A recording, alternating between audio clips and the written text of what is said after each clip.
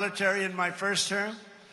We use it a little bit in our, actually I should say third term, but I won't do that because I don't want any controversy. But we use it, and we've had tremendous success. You look at Venezuela, you look at Iran, we wiped out their military. Americans crossed the Great Plains, scaled the Rockies, we just tamed the wilderness and conquered the frontier and built the empire. It's called the Empire of Liberty. We laid down the railroads, raised up the skyscrapers, those beautiful skyscrapers, and dug out the Panama Canal, considered the 8th wonder of the world, which everyone said was an impossible thing to do. And by the way, 38,000 Americans died to give us one of the greatest engineering feats of all time, the Panama Canal. This was the unstoppable spirit that created the world's most powerful industries and built the strongest military anyone had ever seen. And today it is stronger and more powerful than it ever was before. American grit, boldness, and daring forged heroes like Davy Crockett, Wyatt Earp, Annie Oakley, Teddy Roosevelt, and the legend of the Wild West, Buffalo Bill Cody. These were great, powerful people whose incredible grandchildren happen to be with us tonight. And they stand alongside one of the first American flags ever to fly over our expanding nation. It was carried west just as Lewis and Clark began their journey in 1803. Thank you very much. Thank you. Thank you very much. Great to have you.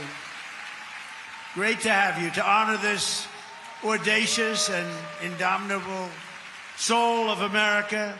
We also have the first flag ever to fly over one of the greatest architectural feats of all time, a thing called the Brooklyn Bridge, one of the most beautiful bridges anywhere in the world, built a long time ago. To its right, the banner that flew atop our flagship after America's Navy sank the Spanish fleet to the bottom of the Manila Bay, one of the greatest naval victories in history. Much like our recent victory by sinking the entire Iranian Navy, 159 ships, to the bottom of the sea, all done in just a moment's time, happened very quickly. We have the greatest military anywhere in the world. And next to it, we also have the flag that was given to that immortal, just a fantastic, immortal Rough Rider, the one and only. And I was at the museum the other day at its opening. Theodore Roosevelt, when he returned triumphant from Cuba, printed with the words, "Welcome home, Colonel Roosevelt." He was a victor of San Juan Hill. He was a great gentleman. Americans won the West and built the modern world because America is a nation of winners. And today our country is winning again, and we're winning like never before. America is back, and we want to keep America great, and we will do so by approving the Save America Act, which means all voters must show voter ID. All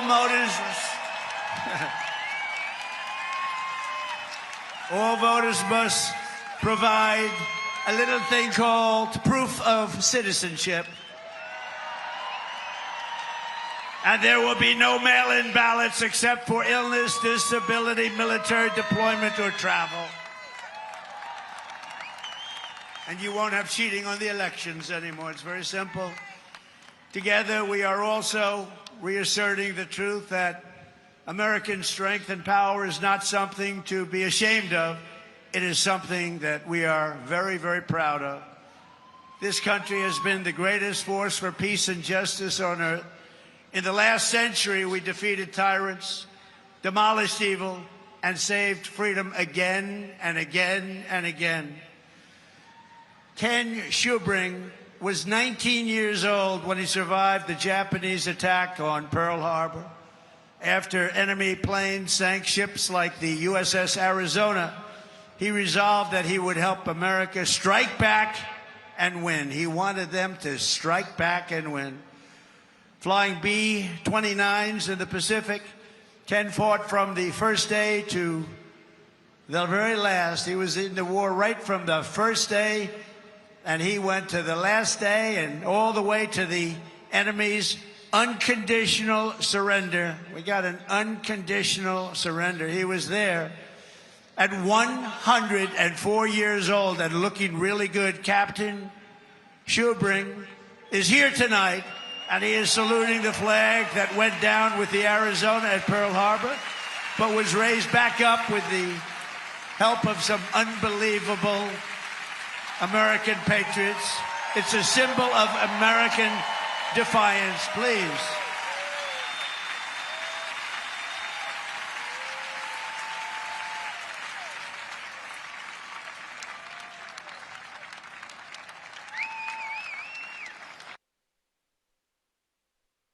Thank you, Captain. Thank you, Captain.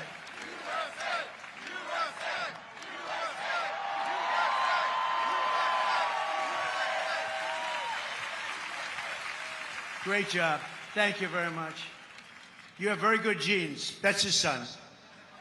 His son's going to be around a long time. Thank you very much, Captain. On D-Day in World War II, Navy Lieutenant Arthur Rose commanded 36 landing craft as part of the largest naval armada in history. Recalling that sight, he wrote home to his parents, "What a country we are."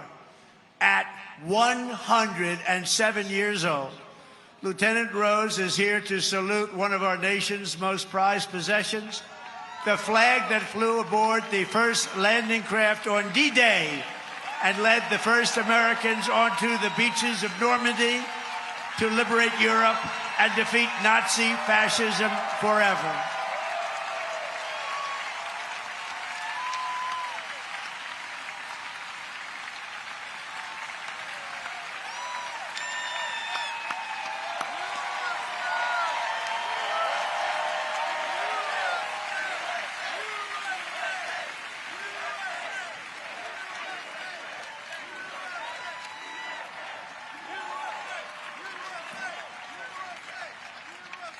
Lieutenant Rose, you are an inspiration to this beautiful crowd, and we thank you very much.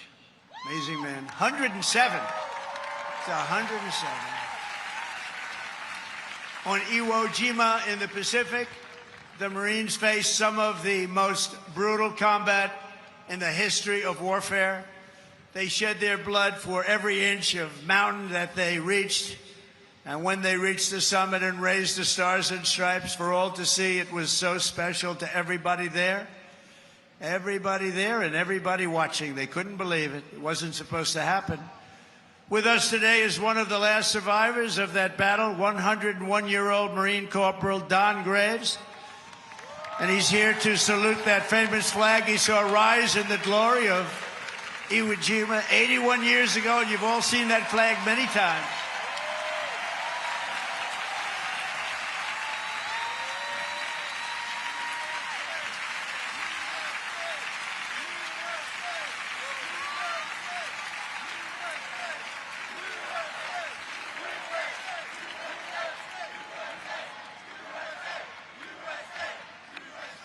So, ladies and gentlemen, these are the fighters and the banners of the greatest generation. They are the greatest generation. I hate to admit that, but they are. They saved the world, and they made America very, very proud. We're very proud of you, heroes all. And after we vanquished fascism, Americans stood against the evil of communism in the Cold War. And as I said last night at the beautiful Mount Rushmore, what a beautiful place, where Washington, Jefferson, Lincoln, and Theodore Roosevelt loomed over my shoulder as I spoke. America will never be a communist country. Won't happen. Communism is a loser, and it always will be. The communist system is the opposite of the American system, and the communist system has never worked. Our warriors did not fight communism on battlefields across the world, only to have that menace rear its ugly head right back here in America. We're not going to let it happen.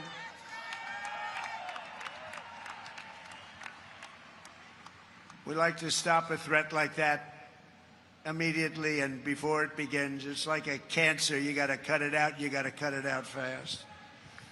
Tonight, we proudly thank veterans of the war on communism, including Marine Corporal Pat Finn and Private First Class Rudy Meekins, who fought at the famed Battle of Chosin Reservoir in Korea. That was a rough one. Thank you. Pat fought in hand-to-hand combat with the enemy.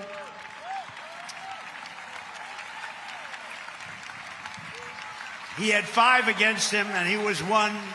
And as you can see, he's around to talk about it.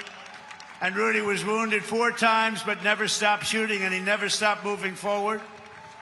And also with us is veteran Sonny Ray, who fought heroically against an enemy force 10 times his unit size and earned a tremendously deserved Silver Star.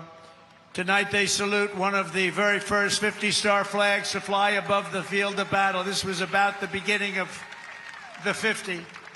And right next to it is one of the last flags from Checkpoint Charlie, very famous place on the Berlin Wall, where American freedom finally brought communism crashing down to an end. Thank you so much. You are really very special. Thank you. Thank you very much. The Stars and Stripes cast the hammer and sickle into oblivion before, and we will do it again if necessary. I don't think it's going to be necessary. I think people have learned. They've learned what to do and how to handle it, and we're going to handle it very well. So, gentlemen, I want to thank you very much. You're amazing people, amazing men. Thank you.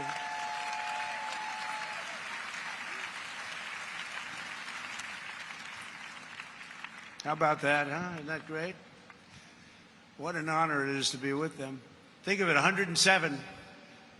That's up there, but hopefully he's got 20 good years left. Through the generations, Americans have never stopped striving to lift humanity to new heights. In 1903, the Wright brothers from Ohio fulfilled the age-old dream of mankind to fly. That's right, they're from Ohio, great state. And within 66 years of inventing the airplane, Americans planted our flag on the moon. Just 3 months ago, we sent American astronauts back to the far side of the moon, and this time they flew further from Earth than anyone has ever flown before. And here they are.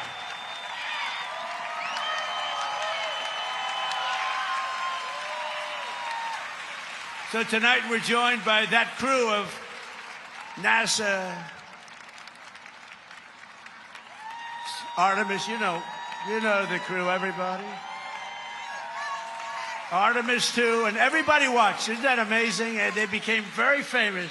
Everybody watched. I was watching. I don't know what it was. That one got the attention of everybody. And along with the last man to walk on the moon, Apollo 17 astronaut Jack Schmitt. Thank you, Jack.